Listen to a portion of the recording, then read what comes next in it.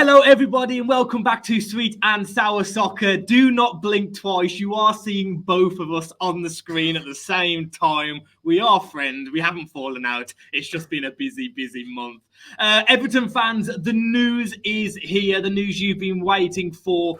Rafa Benitez is no longer in charge of Everton. Guys, do us a favour very quickly. Hit that like button and subscribe. Scott, I'm going to pass it over to you right away because for me, one of the most interesting things, apparently Saturday night, hours after the game, there was an emergency meeting with the powers to be. Apparently, they were already talking about a compensation package for Mr. Benitez. Yeah, that's it. It looks like a compensation package was in place. It looks like Rafa was pretty ready to accept it as well. I think he's pretty done with what, he feels he's done what he can. It's not worked out at all, has it? It was always going to be a risky partnership. Rafa Benitez with his Liverpool connections. He was always going to have to come in, hit the ground running. And let's face it, that's not the case. Obviously, currently just one win in the last 13 games and sitting quite low down in the table. I mean, it's just not worked out at all, has it, really? Are they in a relegation battle? Very quickly. I think no, but I think that's more just because the other three teams below them, or was not the other three, the teams below them at the moment, there's three worse there, isn't Three there? worse. Yeah. Oh, yeah, I understand what you mean. It just seems like it hasn't worked out for Rafa. I mean, to lose a player such as Digne, who we saw, of course, play against Manchester United, and who was very, very good in that game. I saw a stat that Digne last season for Everton was their top assist maker, most crosses from open play, most big chances created, and there was 2 or 3 more stats where he was the highest of anyone else in the Everton squad. And it's not like he's fell out because of 3 or 4 different people. It's one manager, a manager that the fans didn't want anyway. And he made that very clear on Instagram, didn't he? That it was basically Rafa Benitez. Very I think clear. that shows what's going on at the moment with Everton and why there's such a trouble. And the fans really do deserve more, because this just shows this was a reactive decision. Because otherwise they would have just gone to Digne and said, look, we're considering getting rid of him anyway. Just stay with us, give us a few more weeks. So they just wouldn't have sold him. They just would have said, we're rejecting this bid. They could have played a game of back and forth with Villa, just going to tell the new Rafa was out the door. This is a very reactive decision. And the problem is that's what's going wrong with Everton at the moment. Everything's reactive. It's not proactive. It's not being planned well enough. And that's why they're finding themselves in FFP situations and where they are in the table at the moment. So, yes, Rafa's gone, but I don't feel he's the only problem at Everton Football Club. I don't disagree. It's so weird that Digne left because of Rafa, who leaves in the same week anyway. I mean, Everton fans must be thinking, what is going? It's more like, Cirque du Soleil, or what's it called? Don't ask me to pronounce anything. Cirque du Soleil, is it? I think I'm embarrassing myself. It's like a circus. It's a circus, guys. It's a circus. It's not a football club.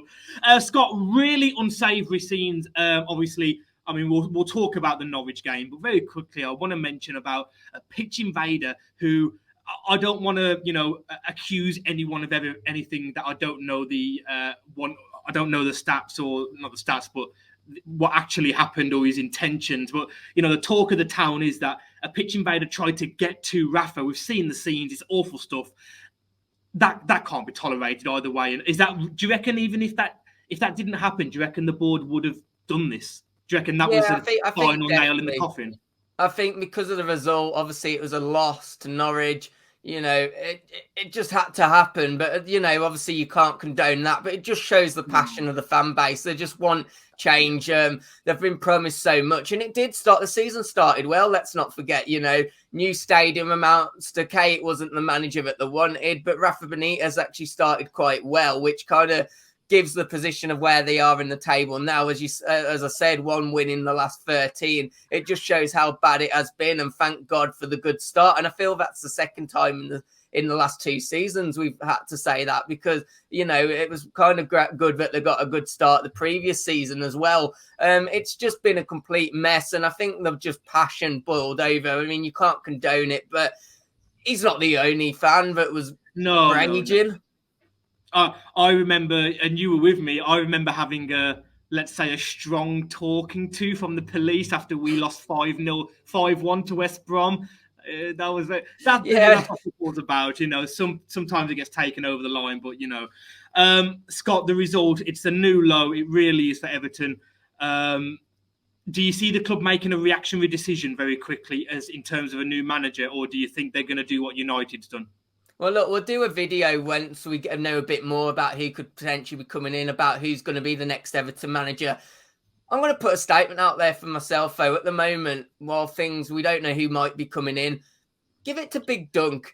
I mean, we've spoke about him before. I mean, at the moment, I feel Everton just needs someone that the players can get behind, someone like the fans, more importantly, can get behind and believe in. Is he perhaps ready to do it long term? Who knows? But I feel at the moment, Big Dunk, for the rest of the season, gives it time for them to properly plan out and not just go diving in, make a sensible decision. That's where I'm placing my vote. I don't know if you agree. I thought you were going to say Big Sam. No, Big Dog, not Big Sam. I thought you were going to go down the Big Sam route. No, I don't know. You've got great names like Potter. And, you know, we'll do another video in a couple of days talking about potential candidates and, you know, what's being linked and the rumours. But it's a sad state of affairs for Everton at the moment. I'm sure they'll be happy and hopefully they can stay up because they are a club that deserves to be in the Premier League if anyone does.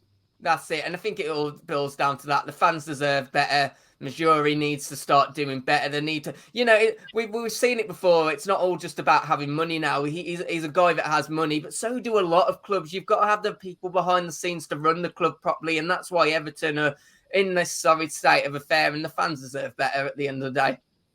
I agree. I don't know what else to say about it. It's just, it can only get better. Maybe Everton fans, things can only get better. Hit that subscribe button because if you do, things will get better. There you are. What a perfect way to end. See you guys. See you later, guys.